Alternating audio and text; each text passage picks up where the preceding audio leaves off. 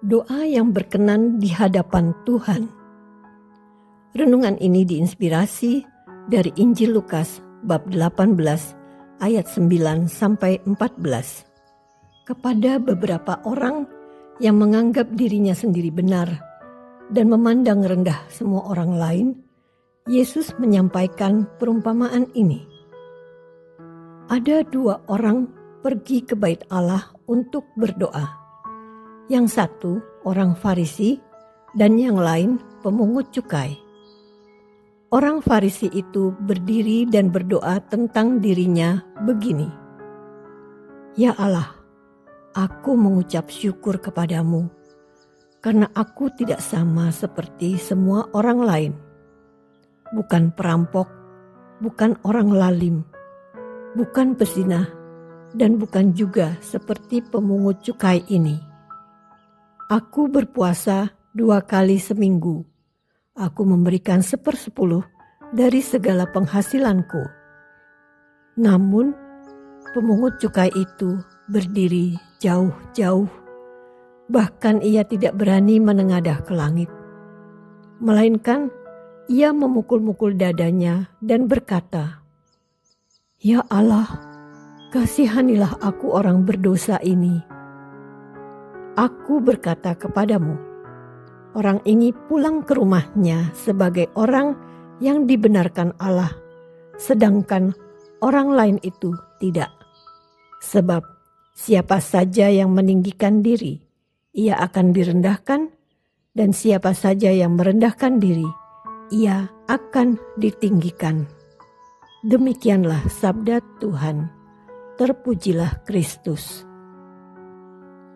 Sudah sering Yesus menegur orang Farisi yang suka memamerkan kebenarannya dalam hidup di hadapan Tuhan dan membandingkannya dengan keburukan orang lain. Kali ini Yesus menegur cara mereka berdoa dengan perumpamaan doa seorang Farisi dan doa seorang pemungut cukai. Seorang Farisi datang ke bait Allah dan berdoa dengan posisi berdiri. Doa orang Farisi ini bisa dikatakan hanya ada satu kalimat doa saja. Di awal doanya, dia mengucap syukur kepada Allah. Tetapi selanjutnya, hanyalah kesombongan dirinya. Dia membanggakan dan membenarkan cara hidupnya. Dia membanggakan diri dan membandingkan dengan orang-orang yang melanggar hukum, seperti perampok, orang lalim, pezinah, dan pemungut cukai.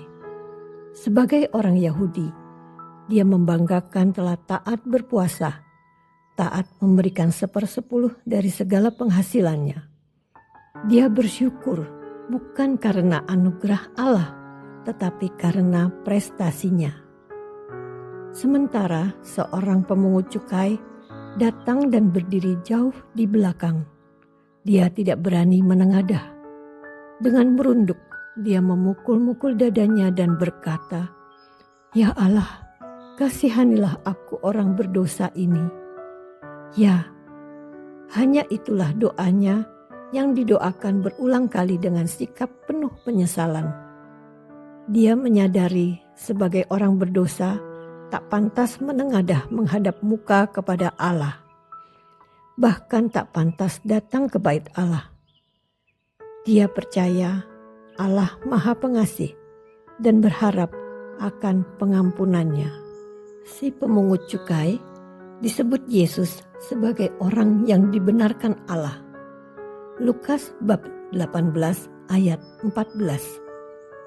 Tuhan tidak memandang baik dan buruk perbuatan kita, tetapi kesungguhan kita mengakui kesalahan, menyesalinya, dan percaya akan belas kasih Tuhan.